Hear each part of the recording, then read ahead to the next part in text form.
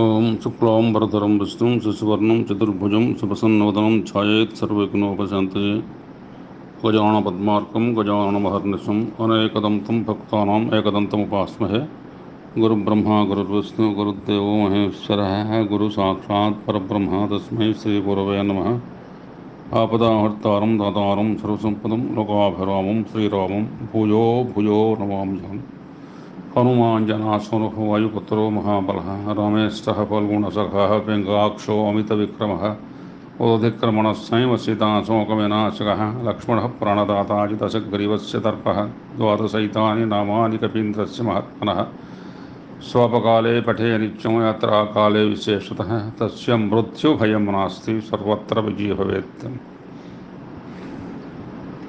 शंभो महेश करुणामय सोलपाणे गौरीपते पशुपते पशुपासनासन काशीपते करुणया जगदे तदेक संहंस्य पाविथास महेश प्रोस सर्वमंगलमांगल्ये शिवे सर्वार्थ साधिके शरण्ये त्र्यंबके देवी नारायण नमोस्ते। सद्गुरु समर्थ सद्गुरु साईनाथ महाराजाय नमः। शिरडी महाराजाय नमः। अखिलांड कोटि ब्रह्मांड कोटि सकल समस्त समर्थ सद्गुरु साईनाथ महाराजाय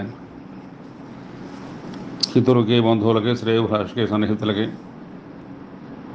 అట్లాగే మన అందరికి కూడా సాయినాథ్ యొక్క భక్తజనాలందరూ కూడా స్వాగతం సుస్వాగతం। మనం సాయినాథ్ యొక్క మహత్తరమైనటువంటి దివ్య గాథల్ని మనం మననం చేసుకుంటున్నాం, గానం చేసుకుంటున్నాం।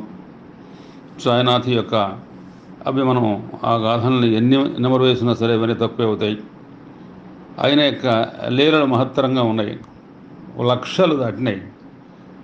అట్లాగే మరి ఆయన యొక్క మరి షిరిడీలో ఆయన బోధలు కానీ లేకపోతే ఆయన మరి ప్రాణభిక్ష పెడతాం కానీ లేకపోతే అందరికీ మరి విద్యకి బోధపడేటువంటి అనేక వ్యాధులు నయం చేయటం కానీ అట్లాగే అనేక రకాలుగా షిరిడీకి వచ్చే జనాన్ని కాపాడుతూ ఉంటాం, నిరంతరం అన్నదానం చేస్తూ ఉంటాం। అట్లాగే ఆయన ఒక యతి, ఆయన ఒక మహారాజయోగి, అంటే అవధూత దైవం సంభూతుడు। ఆయన అసలు ఏది కాదైనా అన్నీ ఆయనే। షిరిడీ పండరిపురమది షిరిడీయే కాశీవాసి చింతలు దీర్పన్ షిరిడీ రామేశ్వర ముఖం అది షిరిడీయే బ్రహ్మదేవ సుశీల మహిళ అదిగో షిరిడీ నగరము సదమల సాయీసు వచ్చే సంత సరీతిన్ అదునుగ పదునుగ ముదముగ పదిలము గూర్చంగ జనుల భద్రము కూర్చన్। అందుకనే ఆయన జనులకి భద్రత చేకూర్చడం కోసం చెప్పి షిరిడీ వచ్చినటువంటి మహాభావుడు। ఆయన శరణాగతి చేస్తే అసలైన పాద వందనాలు చేస్తే మనస వాచ కర్మణ అయ్యని మనస్సులో మరి తర్వాత ఒక్కసారి కాకా మహాజనం మరి షిరిడీలో ఉండి గోకులాస్తో చూడాలని చెప్పి అనుకున్నాడు। కానీ వెంటనే నువ్వు ఆయన వచ్చాడు, షిరిడీ దర్శనం చేసుకున్నాడు, నువ్వు వెంటనే బయలుదేరి వెళ్ళిపోతే మంచిదన్నాడు। ఏంటి బాబా అన్నాడు, నువ్వు వెళ్ళిపోయి బొంబాయి వెళ్ళిపో అన్నాడు। ఆయన టగే పాపం వారంలో ఉందాం అనుకున్నాడు గోకులాష్టం। వెళ్ళిపోయేటప్పటికి అతని ఆఫీసులో అక్కడ బొంబాయిలో అతని కోసం చెప్పి అందరూ కనిపెట్టుకున్నారు। అతను వచ్చిన తర్వాత మహత్తరంగా అక్కడ ఎన్నో కార్యాలు జరిగినాయి। అది అట్లాగే ఒక ప్లేటర్ ఆయన బాబు సాహెబ్ మరి తుమార్ ఆయన అక్కడికి వచ్చాడు, షిరిడీ వచ్చాడు। షిరిడీ వచ్చిన తర్వాత ఆయన వెంటనే వెళ్ళిపోదాం అనుకున్నాడు, కానీ ఇక్కడే ఉండమన్నాడు, ఒక వారం రోజులు ఉండమన్నాడు। మరి వారం రోజులు ఉండమంటే వెంటనే అక్కడ కేసులు ఉన్నాయి, ప్లేటర్ ఆయన అక్కడ వెళ్ళిపోవాలి। అక్కడ ఉంటేప్పటికల్లా ఆ కేసులు వాయిదా పడిపోయినాయి, మేజిస్ట్రేట్లు ముగ్గురు మారిపోయారు। తర్వాత ఈ ధుమాల్ ఆ కేసే ఆయన గెలిచిందనమాట। ఏంటంటే సాయిబాబా యొక్క లీలలు మనం ఇంత అంత అని చెప్పడానికి వీల్లేదు। అని ఏం చెప్పాడంటే, గురువును ఆశ్రయించియును కోరిమి మెల్గుతు సాదరంబు సద్గురువుల చింత దర్పములు కొరిక బాసి శివర్పణంబు సచ్చరితపు గురువు దృష్టి కను సన్నల మృష్టత పొంది సంభరితము పూర్ణమోదమును వాసిక గంచెటు జన్మధన్యతన్. గురువుకి ఆశ్రయించి గురువుకి మనసావాచ కర్మణ శరణాగతి చేసి గురువునే నమ్మి గురువే ఇహం పరం అని చెప్పి భావించి గురు చరణాలకి దాసోహం చేసి గురువుని సర్వస్వంగా భావించి వాళ్ళు ఆత్మని పరమాత్మకి. అట్లాగే ఈయన మూలే శాస్త్రి ఒక సద్బ్రాహ్మణుడు ఉన్నాడు. ఆయన తన గురువు ఘోలపు స్వామిని ఉన్నాడు గురువు.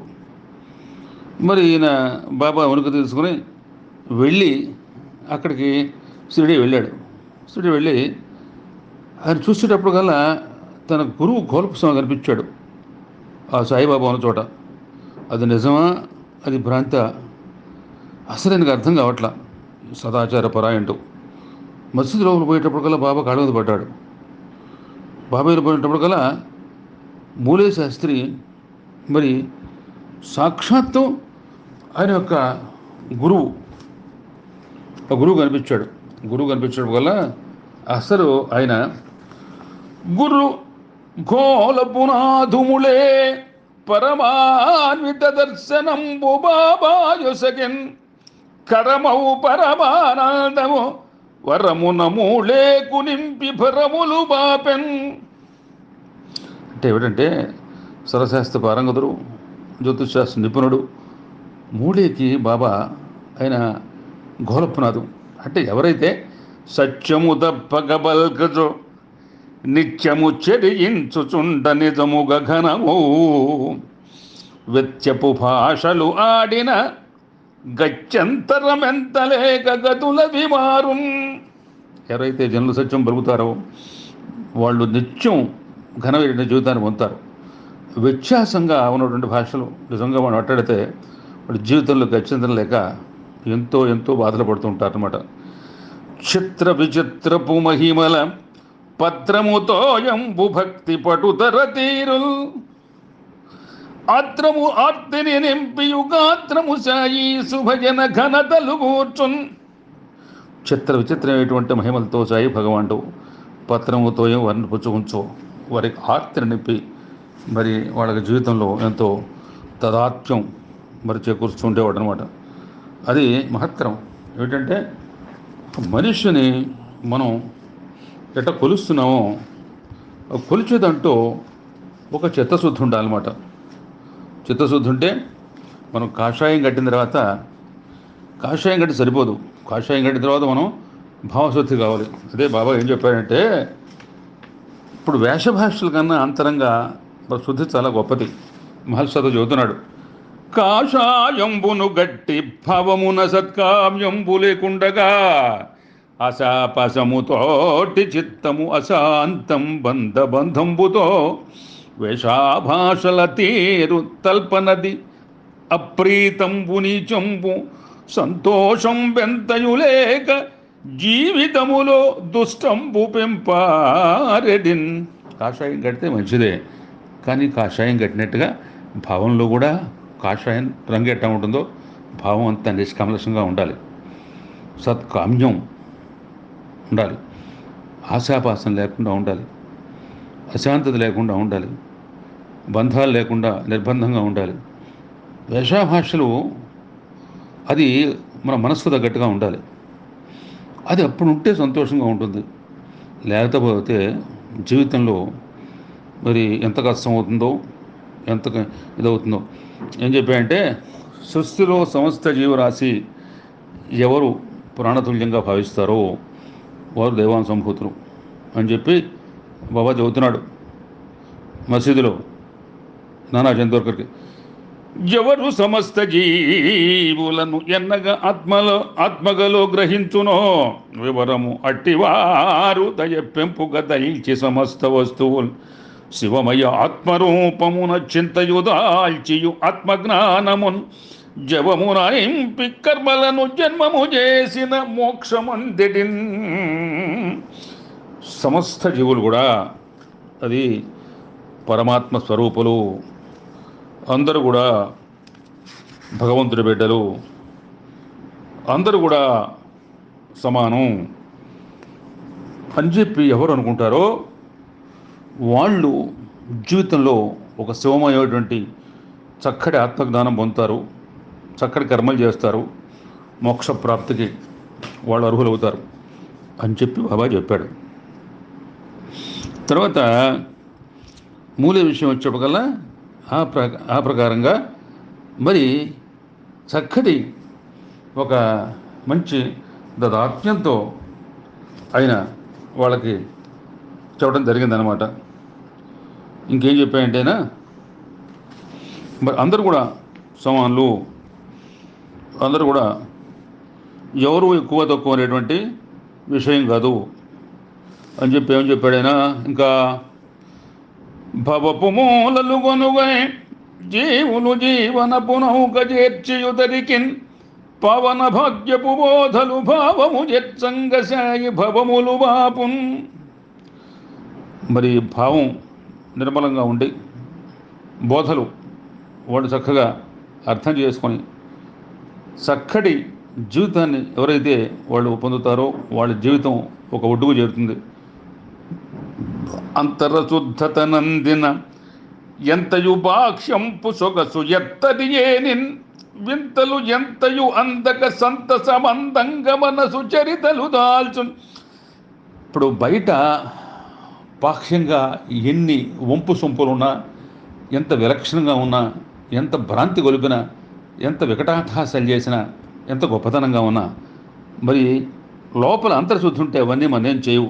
అందుకనే అఖమును విడి చేయు నడచిన ఇహమును సౌఖ్యంబులబ్ధింపుగ అందున్ సహనము శాంతియు నిష్ఠత గృహమున సిద్ధులను నింపు కృపతో బాబా.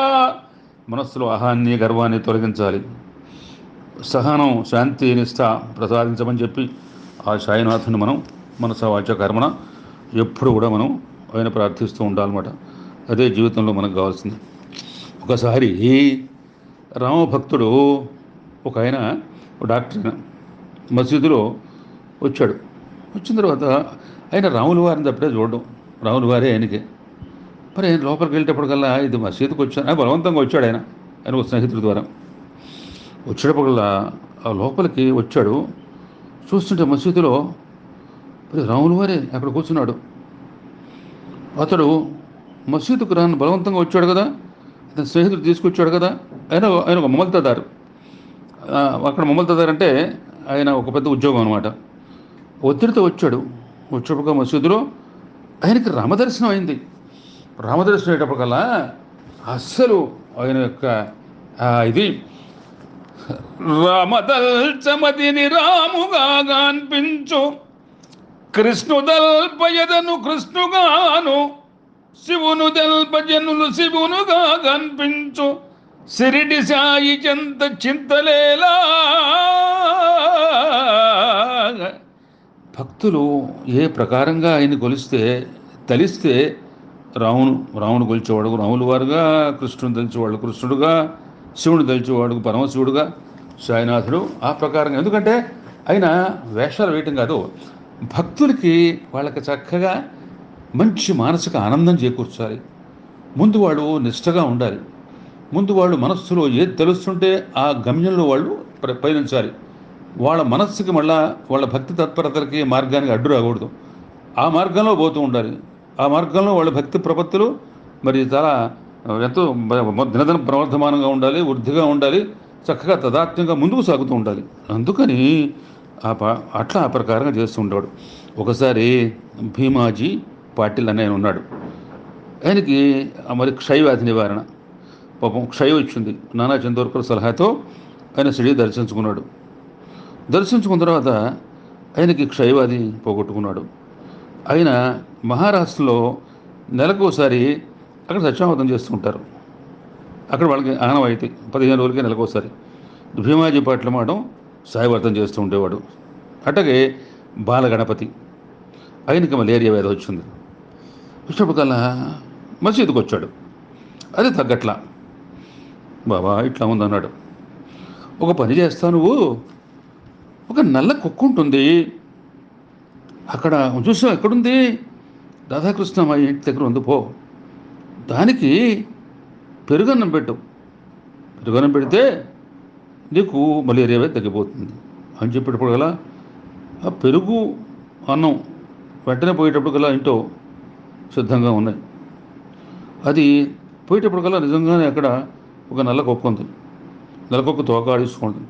దాన్ని బళగంత పెట్టాడు పెరుగును. మలేరియా జబ్బు అది పూర్తిగా తగ్గిపోయింది. తగ్గిపోవడం అంటే ఇదేమిటంటే ఇది మనస్సు, దీనికి పవిత్రత కావాలి, మనస్సు పరిశుద్ధత కావాలి. పరిశుద్ధం తర్వాత ఏదైనా జరుగుతుందన్నమాట. అందుకనే నేను చెప్పాడు, వ్యాధి తీవ్రత ఎంతయు ప్రబలియున్న శయనాధుని దీవన సవ్యమంది తీవ్ర రుగ్మత సమస్యను తిరుగుముఖము సిరిడి ఘన సాయి జయ సాయి శరణు శరణు. ఎంత తీవ్రంగా ఉన్నా సరే వ్యాధి, అది ఆయన తలుచుకున్న తర్వాత వెంటనే ఆగిపోవటం కాదు, అది ఇంకా వచ్చే సమస్య లేకుండా ఆ ప్రకారంగా జరుగుతుండదు. అట్లాగే భీమపాటిలు క్షయతోటి భీతి చెంద శయనాధుని శరణన్న సమయమందు రక్తవాంతులు అణిగియు శక్తి పొందే సిరిడి ఘన సాయి జయ సాయి శరణు శరణు. ఇట్లా లక్షల మందికి ఇది చెబుతూ పోతే ఇది నెల కాదు, 2 నెలలు కాదు, ఇది ఎట్లాగే అసలు ఎంతమందికి వేదన చేశాడు, ఎంతమందికి పితృపురుషు పెట్టాడు, ఎంతమందికి బోధలు చేశాడు, ఎంతమందికి ఆయన మహత్తరంగా మరి వాళ్ళ జీవితాలని పునీతం చేశాడు, పవిత్రం చేశాడు, పావనం చేశాడు అనేది మనం చెప్పుకుంటూ పోతే ఆ సాయి భగవానుడు మరి మనకు ప్రస్తుతం మరి కరోనాలో ఉన్నాం. ఎన్ని వ్యాధులు, ఈ వ్యాధి తగ్గాలంటే మహాత్ముని యొక్క దివన కావాలి, వాళ్ళ ఆశీర్వచనం కావాలి, వాళ్ళ యొక్క మహత్తరమైనటువంటి మనకి చక్కటి చూపులు కావాలి. వాళ్ళు ఎప్పుడు కూడా మన వెంట పెట్టుకుంటూ ఉండాలి, వాళ్ళు మనం గుర్తుపెట్టుకుంటూ ఉండాలి. మనం వాళ్ళని ఎందుకు నమస్కారం పెట్టాలి, ఎందుకు వాళ్ళని తలుచుకోవాలి ఎటువంటి మాట మనకు అనుకోకూడదు. అనుకోకపోతే అందుకనే బాలగణపతి మలేరియా వ్యాధి నుండి పెరుగు అన్నము సునకము ప్రీతి తినగా శయానతి మేరకు స్వస్తి కూర్చే సిరిడి ఘన సాయి జయ సాయి శరణు శరణు. మరి ఆ బాలగణపతికి అట్లాగే మలేరియా వ్యాధి పోయిందన్నమాట. అది ఎట్లా పోయింది? పోవటం అంటే అది మనస్సులో పవిత్రత కావాలి. మనస్సులో మనం చేసే పని పట్ల మనకి ఒక స్వచ్ఛమైనటువంటి మనసుగా పరివర్తన ఉండాలి. ఎవరైతే ఆ ప్రకారం చేస్తారో, ఎవరైతే మరి మిన్నగా ఆ ప్రకారంగా తెలుస్తారో వాళ్ళకి అన్నీ కూడా చేకూరుతాయి. ఆ భగవంతుడు వాళ్ళకి అన్నీ కూడా ఆ ప్రకారంగా ఇచ్చాడు, ఏర్పాటు చేస్తాడు. అందుకని మనం నడకలో మనం చక్కగా ఉండాలన్నమాట. అది చెప్పింది ఇంటో. అట్లాగే బాబుసాహెబ్ బూటే, ఆయనకి జగట్ విరోచనాల వ్యాధి. అట్లాగే బూటీకి కలరా వ్యాధి వచ్చింది. పాపం బాబా దర్శనం చేసుకున్నాడు. బూటీ మహత్తరైనవాడు బాబాసాహెబ్ బూటీ వాడ కట్టించాడు అక్కడ. ఇప్పుడే ఆ వాడలో ఆయన మనం చూసుకుంటున్నాం. ఆయన కనిపించిన తర్వాత ఆయన వచ్చాడు, బాబా నాకు ఎట్లా ఉందన్నాడు.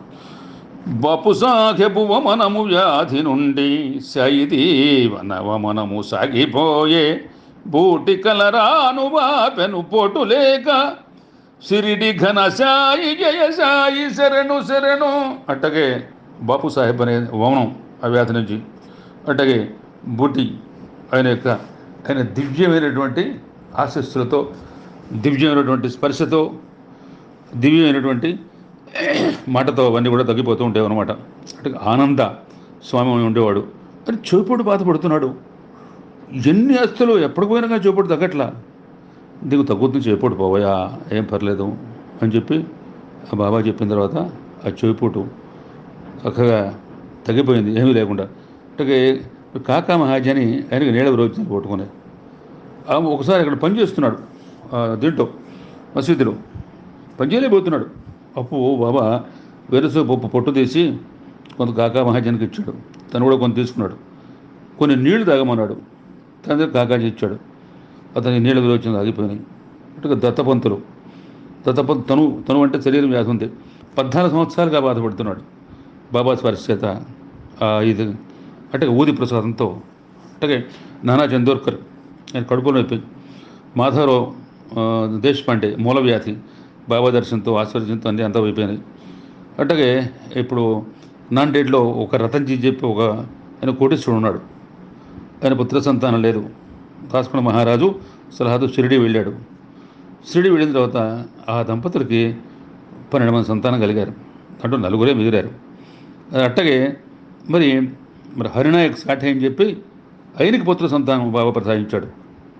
అట్లాగే అనేక మందికి అనేక రకాలుగా బాబా కరుణతో, బాబా మీద నమ్మకంతో, బాబా మీద విశ్వాసంతో, బాబా మీద గురితో, బాబా మీద భక్తితో, బాబా మీద శరణాగతితో వాళ్ళకి బాబా దక్షిణ అందరినీ అనేక సార్లు దక్షిణ అడుగుతుండేవాడు. దక్షిణ అయితే వాళ్ళందరూ ఏమిటి బాబా దక్షిణ అడుగుతాడు, ఆయన దక్షిణ అంటే ఆయన అడ్డుపెట్టుకునేవాడు కాదు, అందరికి ఇచ్చేస్తుంటాడు. రూపాయి, 2, 5, 10, 50 రూపాయలు ఇచ్చేవాడు. పక్కన ఉండేవాడు బడే సాహెబ్, అతనికి 50 రూపాయలు ఇస్తూ ఉండేవాడు, అందరికీ ఇస్తూ ఉండేవాడు, పంచి పెడుతూ ఉండేవాడు. అట్లాగే గణపతిరావు చూడొచ్చు అని చెప్పి ఒక పనుకు నటుడు ఉండేవాడు. బాబాకి తన ధన సంచి అంతా చుమరించాడు, అవి కోటీశ్వరుడు అయిపోయాడు. దక్షిణ అంటే అది వినయం, అంటే భక్తికి, వైరాగ్యానికి లోపల అరిషడ్ వర్గాలు అంటే కామం, క్రోధం, లోభం, మదం, ఆశ్చర్యం ఇవన్నీ కూడా మన లోపల ఉంటాయన్నమాట. ఇవన్నీ హరిషడ్ వర్గాలు, ఇవన్నీ మన అంతర్శత్రువులు. కామం, క్రోధం, లోభం, మోహం, మదం, మాత్సర్యం ఇవన్నీ కూడా. అవన్నీ పోవాలంటే మనం అవన్నీ అదుపులో ఉంచుకోవాలంటే కావాలి దక్షిణ. అంటే మరి తర్వాత తర్కడు భార్య, తర్కడు అనేది ఒక మంచి భక్తుడు, భార్యకి మరి 6 రూపాయలు దక్షిణ అన్నాడు. అది ఎందుకు అనేటువంటి అడిగితే అప్పుడు చెప్పాడు భర్త, ఎందుకు ఏమిటి బాబా పుచ్చుకొని మనలో ఉన్నటువంటి అంతర్శత్రువుల్ని ఆయన తీసేయడానికి, అది దక్షిణ అడగటం. అందుకని ఆయన ఎంత తీసుకున్నా సరే అని పోయే నాటికి బాబా దగ్గర ఒక 7 రూపాయలే ఉన్నాయి సమాధప్పుడు. దక్షిణ విలువ అది అమోఘం. దక్షిణ విలువ కాస్త కూస్తా కాదు. దక్షిణ ఎందుకు అడుగుతాడంటే బాబా దక్షిణ అడిగిన తర్వాత వాళ్ళ జీవితాలని ఇప్పుడు దాంతో శ్యామ చెప్పాడు, బాబా మీరు కొసరు దక్షిణ అడుగుతూ ఉంటారు కదా, దాని అర్థమేంటి బాబా అంటే, శ్యామ నేను దక్షిణ ఊరికే కోరను, వారికి ప్రాప్త కర్మల బంధం విముక్తి కోరం కొడతానయ్యా. భక్తులారా ఎందుకు కోరుతానంటే, దక్షిణ మీదు జీవితము దక్షతనందగజేసి వాసి సంరక్షణ రక్షితంబుగను రక్షగ సాక్షిత వీక్షణంబుతో అక్షయ శిక్షితంబుల మహద్భుత లక్ష కృపాకటక్ష దుర్భిక్షములేక లక్షణము వీక్షణమందగజేయు లక్ష్యమున్. అందుకు మిమ్మల్ని దక్షత ఉండాలి, మీరు జీవితం వాసిగా ఉండాలి, రక్షణ చేకూరుతూ ఉండాలి. మీరు లోపల ఉన్నటువంటి మీరు లోపల బిడియం తీసేసుకోవాలి. దక్షిణ అంటే అది మనం లోపల మనసావాచ కర్మ ఇవ్వాల్సిందనమాట. దాని మూలంగా మీరు 1 రూపాయి ఇస్తే కొన్ని 100 రెట్లు దానికి వస్తుంది, మీకు రక్షణ చేకూరుతుంది, కృపా కటాక్ష ఉంటుంది. ఇంకా ఈ ఫకీరు మసీదులో ఎప్పుడు అబద్ధం చెప్పడు. నేను చెప్పే సర్వకాల సర్వావస్థలో వేదవాకు, నా భక్తులు నా మాటలుగా లోగడ చెప్పిన బోధలు కూడా మిమ్మల్ని ఆచంద్రాలకు రక్షిస్తాయి. జీవితాంతం వీక్షించి కృపా కటాక్ష. అందుకనే ఊరక నేను ఎప్పుడును ఊరక గోరను పైసయైనా అవ్వారికి మిద జన్మము సువాసిని కూర్చుచు వర్తమానమవ్వారికి రెట్లుగను భగ్యత నింపగ దక్షిణొంది అవ్వారల పూర్వభారములు బాపగజేయును దక్షిణెంతయున్. దక్షిణ మూలంగా ఊరికే ఎప్పుడు నేను పైసా కోరను. వాళ్ళకి మీద జన్మానికి చక్కగా ఎటువంటి బాధలు లేకుండా వర్తమానంలో వారికి రెట్లకి రెట్లు భాగ్యత నింపి పూర్వ భారాలు తీసేసి మరి మీది జన్మలో వాళ్ళకి ఎటువంటి బాధలు లేకుండా ఉండటం కోసం చెప్పి నేను వాళ్ళ దగ్గర దక్షిణ కోరుతూ ఉంటా. నేను దక్షిణ కోరితే ఆ దక్షిణ వాళ్ళకి మహత్తరమైనటువంటి రక్షణ చేకూరుస్తూ ఉంటుందన్నమాట. అందుకని దక్షిణ మూలంగా వాళ్ళు అనేక ధనము దక్షిణ పొంది యుదయను చూపి ధనపు వాంఛను తీసి యువనసు నిండి ధనము కన్నను మిన్నది గుణమదనియే సిరిడి ఘనసాయి జయసాయి శరణు శరణో. ధనం దక్షిణ పొందితే వాడికి ధనం మీద వాంఛపోతుంది. ధనం కన్నా గుణం మంచిదని దాంట్లో తెలుస్తుంది.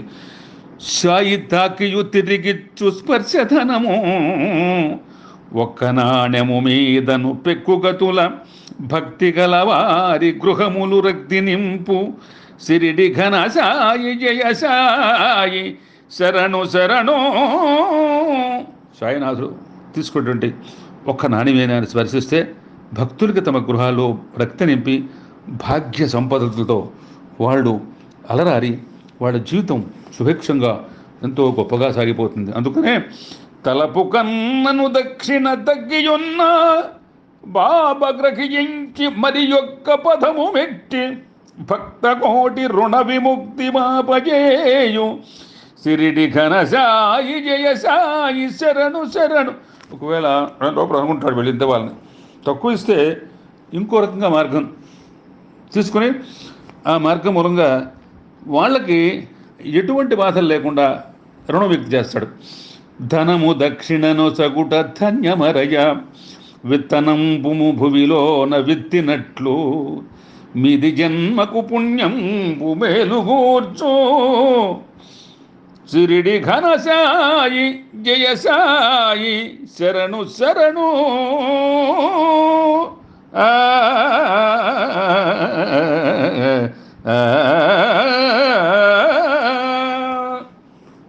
అందుకని ఆయన మనస్సులో అనుకున్నటువంటి దక్షిణకు ఏమాత్రం తగ్గినా కానీ ఆయన ధనపు కాంక్షలు తీర్చింగ దక్షిణడిగి జన్మ జన్మల కర్మంబు చరితపరచే కన్కముట్టియు సాయి సుఘనత నింపే సిరిడి ఘన సాయి జయ సాయి శరణు శరణు. ధనం మీద కాంక్షలు తీసేసి జన్మ జన్మల కర్మని మరి చక్కబరిచి మరి సాయిస్ వాళ్ళ ఘనత నింపాడు.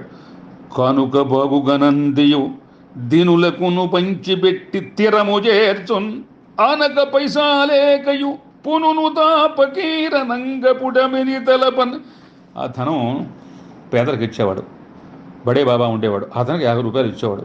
పక్కన కూర్చోబెట్టుకున్నాడు. ముందు చిల్లు కొట్టు మీద తర్వాత బాబాకి ఇచ్చేవాడు. అతను వెళుతుంటే అతనితో పాటు వెనకాల నడిచేవాడు బడే బాబా. ఒక్కడు ఒక ధన్యం, వాళ్ళ జీవితం చరితార్థం. అందుకనే వాళ్ళ ప్రకారంగా ఉద్భవిస్తుంటారు. వాళ్ళు మహమ్మదీయుల, హిందువుల, బ్రాహ్మణ, జాత, మత, కులం భేదం లేదు. అక్కడ భేదం లేకుండా ప్రకారంగా భేదభావం అనకూడదు, భేదం భావంలో ఉండకూడదు అనమాట.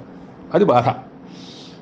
తర్వాత అది మిగతా డబ్బులు ఏం చేసేవాడు, కట్టెలు కొంటూ ఉండేవాడు. సురులోకి విపరీతంగా అన్నదానం చేస్తుండేవాడు.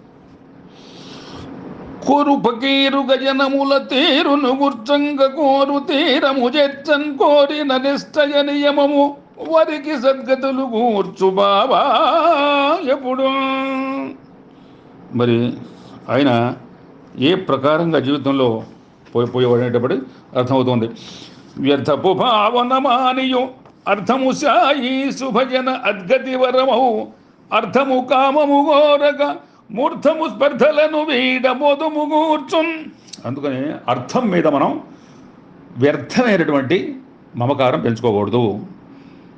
తర్వాత ఎంతయు అర్థము వచ్చిన అంతయు దానంబు చేయు ఆర్తుల పాత్రన్ వింతగా ఏడది రూప్యము స్వంతము బాబాతో ఉండ సమము సమాధిన్. ఎంత ధనం వచ్చినా, ఎంతో వచ్చేది ధనం, ఆ ధనమంతా కూడా వాడు కొంత ఇచ్చేవాడు, కొంత అడిగేవాడు, అందరికీ పంచిపెట్టేవాడు. చివరికైనా పోయేటప్పుడు 7 రూపాయలు మాత్రం ఆయన దగ్గర సమాధప్పుడు. అది ఏమిటంటే మాత్రంగా ధనం మీద కాంక్ష కాదు, వాళ్ళ రుణవ్యక్తులు చేయటం, మరి వాళ్ళని ఎట్ట పరిస్థితుల్లో కూడా మరి వాళ్ళ దగ్గర తీసుకుంది వాళ్ళకి పంచి పెడతాం, మరి వాళ్ళకి అనేక రకాలుగా చేసేవాడు. తర్వాత బాబా కాంత కనకాల పట్ల భక్తులు పరీక్షలు పెట్టేవాడు, వాళ్ళని చూసేవాడు. చూసిన తర్వాత ఆ కాంత కనకాలు ఆ రెండు కూడా ఎవరికి దాంట్లో నుంచి బయటపడతారా, ఎవరికి వ్యామోహం ఉండదా అని భక్తుల్ని కాంతా కనకాల పట్ల మొహం లేకుండా ఆ ప్రకారంగా ఆయన వాళ్ళకి చక్కగా గమనం చేకూర్చోవడం అన్నమాట. ఏ ప్రకారంగా చేసేవాడంటే ఆయన ఆయన చదువుతున్నాడు, కాకామహా ఆయన చదువుతున్నాడు. ఏం చదువుతున్నాడంటే మీరు ఆయన గురించి మీకు చెప్పినటువంటి చెప్పని చదువుతుంటే మనకి బాబా తెలిపే నిజ కాకమహాజన్ భక్తులు చదువుతున్నాడు. బాబా నామమంత్రం స్మరణ చేయడమే నిజ తారక మంత్రం, బాబా భజనలే నిత్య జపంతపం, బాబాతో నిరంతర సమాగమే మహదానందప్రదం. కాంతా కాంచనల పట్ల బాబా వారి బోధనలు మీకు తెలుస్తున్నాను. కాయము బుద్భుతం బనియో కామిత కాంక్షలు వ్యర్థమెంతయున్ మాయగ కాంత కాంచనము మాలిని మర్మమనర్థమెంతయున్ సాయముతోటి మనవుల సద్గతి కూర్చును జీవకోటికి క్షయము సాయి బోధనలు తెరును దాటగ చేయు సముద్రము. ఆయన కాక మహాజన్ చెప్పే మాట్లాడంటే కాయం అనేది బుద్భుతం, అది బొడగ లాంటిది. కాంతా కాంచనాల పట్ల మనం ఎంతో జాగ్రత్తగా ఉండాలి. అది అనర్థం, దాని మీద వ్యామోహం, తోటి మానవులకు సాయం చేస్తూ ఉండాలి. అది కాకుండా బాబా రాముడుగా, కృష్ణుడుగా, శివుడుగా, పండరి విఠలుగా భక్తులు సాక్షాత్కరిస్తూ ఉండేవాడు. మనం వ్యధలు తీరుస్తూ ఉండేవాడు. మూలేకు గోల్పస్వామిగా, ఒక డాక్టర్ ఆరాధ్య దేవుని రాముడుగా, మేఘశ్యాముడుగా పరమేశ్వరుగా, శ్యామాకు దేవాదేవునుగా, గౌలిబాబుకు పండరి విఠలుగా, దాసకుడు మహారాజు కృష్ణుడుగా, దీక్షితుకు విఠలుగా, అట్టగే వాళ్ళకి అనేక రకాలుగా ఆయన ప్రకారంగా అందరికి కూడా ఇస్తూ ఉండేవాడు చెప్పి ఆయన కాకా మహాజనం తోటి భక్తులకి అక్కడ చెప్పడం జరిగిందనమాట. అందుకని బాబా చెప్పేటువంటి ఆ మాటలు కూడా మనం ఎప్పుడు కూడా నిత్య నూతనంగా వాటిని వింటూ ఉండాలి. కాంతా కనకాల పట్ల ఎవరు కూడా వ్యామోహం పెంచుకోకుండా వాటి దూరంగా ఉండి ఎంతవరకు మనకు అవసరమో ఎంతవరకు వాటితో అంతవరకే ఆ ప్రకారంగా మన జీవితంలో ముందుకు పోతూ ఉండాలన్నమాట. అది బాబా యొక్క మరి ఆయన చెప్పేటువంటి మహత్తరమైన విషయం ఏంటంటే కాంత కనకపు మోహముగాంచకుండా అఖము చెంతకు చేరక అవనియందు దైవనామంబు పల్కుట ధన్యమరయా సిరిడి ఘన సాయి జయ సాయి శరణు శరణు. కాంతా కనకాల మోహంలో ఎవరు చిక్కుకోకూడదు. అది ఎంతవరకు అంతవరకు ఉండాలి. గర్వంతో చెలరేకుండా దైవనామాన్ని ఎల్లప్పుడూ పలుకుతూ ధరలో ఉండటమే మనకి మోక్షం అనేటువంటి బాబా విశేషంగా జనాభాకి వాళ్ళందరికీ బోధలు చేయడం అనేది మనం దాన్ని గ్రహించాలన్నమాట. కాంత కనకాల పట్ల మనం చాలా అప్రమత్తంగా ఉండాలన్నమాట. అప్రమత్తంగా ఉండి తర్వాత ఎవరు కూడా మనం చాలా జాగ్రత్తగా మన జీవితంలో మనం ముందుకి పోయేటువంటి దీంట్లో మనం ఉండాలన్నమాట. అందుకనే ఏం చెప్పాయంటే మనం తర్వాత మరి సాయిబాబా చెప్పాడు, శరణము గోరు వారికి విశాలత భావము ఆశ్రయించి సచ్చరితము జారితర్థము విచారము మాపియు ఆదరించి సాదరమును చూపు వారలము దావక జీవితమంది సుస్థిరమగు జీవితార్థములు శీఘ్రము పొందెడు నిశ్చయంపుగా. మరి ఎవరైతే శరణం కోరుతారో వాళ్ళకి మనం తప్పనిసరిగా ఆశ్రయం ఇవ్వాలి. ఇదే కాదు, ఆయన ఏం చెప్పాయంటే వినుడీ మాటను మర్వకుండా ధరలో వేద్యంబు వేదంబుగా ధనమందాచయు వాపి వేదనలతో దస్యంబు వంచింపగన్ అనయంబంతర శుద్ధి పొందియును అవ్యాయంబు సౌజంబుగా మనమున్ శీలము పొంది నిష్ఠగను సౌమ్యం బెంత వర్తింపుడీ. అది కాకుండా నిత్యం నిష్ఠ విశ్వాసాలతో మెలగాలి, ఆత్మవిశ్వాసంతో మనం మోదం పొందాలి అని చెప్పేటువంటి సాయిబాబా బోధనలు మనకు నిరంతరం కూడా ఎంతో మనకి. అట్టగే ఒక్క రోజున ఆయన ఈ ప్రకారంగా మరి దాసగుణం మరి ఆయన పాడేటువంటి నారదీయ కీర్తన పద్యాలు హరికథలు చదువుతూ బాబా ఆదేశంతో దాసగుణం నానా చందోర్కరు బాబా కీర్తి వాడవాడలా వ్యాపించిందనమాట. మరి బాబా కీర్తి మరి దిగంతంగా దిగ్విజయంగా ఎంతో మరి మొత్తం వాడవాడల మొత్తం దేశాల పాకిపోయింది. ఆయన మరి మహత్తరమైనటువంటి విశేషాలు మరి ఆయన మరి భక్తులను ఆదరించేటువంటి ఆ విషయాలు అవన్నీ కూడా చక్కగా అందరూ కూడా దాన్ని ఎంతో పుణుకుపోచుకున్నారు. అంతా కూడా దేశంలో కూడా చక్కగా బాబా యొక్క కీర్తి ప్రతిష్టలు ఎంతో మహత్తరంగా అవన్నీ కూడా చక్కగా పాకిపోవడం కూడా మనం దీంట్లో గ్రహిస్తున్నాం అనమాట. ఎందుకంటే దాసగుణు హరికథ రమ్యమరసి నాన చందోర్కుబోధలు నాణ్యమంది బాబకీర్తిల వ్యాపించే వాడవాడ సిరిడి ఘన సాయి జయ సాయి శరణు శరణు. మరి వాళ్ళ దాసగుణ మహారాజు హరికథలు నానచంద్రకుల ప్రవచనాల మూలంగా ప్రబోధాల మూలంగా సాయినాథుని కీర్తి వాడవాడ కూడా పాకిపోయింది. ఒకసారి ఆయన మరి మసీదులో అందరికీ మరి ఏదో ప్రవచనం చదువుతుండే మంచి మాటలు. అక్కడ వచ్చినప్పుడు కల్లా అక్కడ ఒక బల్లి టిక్ టిక్ శబ్దం చేస్తుంది. అంటే బాబా ఇది బల్లి ఇట్లా శబ్దం చేస్తుంది. వాళ్ళు పాపం వీళ్ళంతా చూస్తున్నారు. ఎందుకంటే ఇప్పుడు అప్పుడు ఔరంగాబాద్ నుంచి ఈ బల్లికి ఒక చెల్లెడు వస్తుంది. అందుకని మహా ఆనందంగా ఉంది. ఇప్పుడు చూడండి అని చెప్పేటప్పుడు వాడు చెప్పాడు, ఒక గుర్రపు రౌతు ఔరంగాబాద్ నుంచి ఆయన రావడం జరిగింది. రాగానే గుర్రం అక్కడ సమాధి అక్కడ మన మసీద్ దగ్గర వెంటనే బాగా అలసిపోయి పడిపోయింది. పడిపోయేటప్పుడు గల దాంట్లోంచి ఆయన గోని సంచి నుంచి ఒక బల్లి బయటకు దూకింది. టకటకటకటకటక వెళ్ళిపోయింది మసీదులోకి. ఆ గోడ మీద వెళ్ళిపోయి ఆ బల్లు రెండూ ఖర్చుకుపోయినాయి.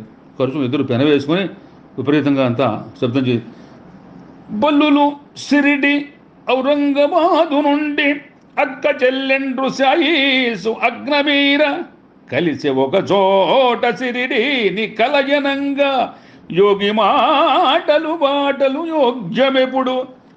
ఆయన ఎవరైతే ఆయన మాట వింటారో అది బలుడు కానీ పావులు కానీ తేళ్ళు కానీ ఎవరైనా సరే మసీదు పవిత్రమైంది ద్వారకామాయి. అది అది స్వర్గతుల్యం.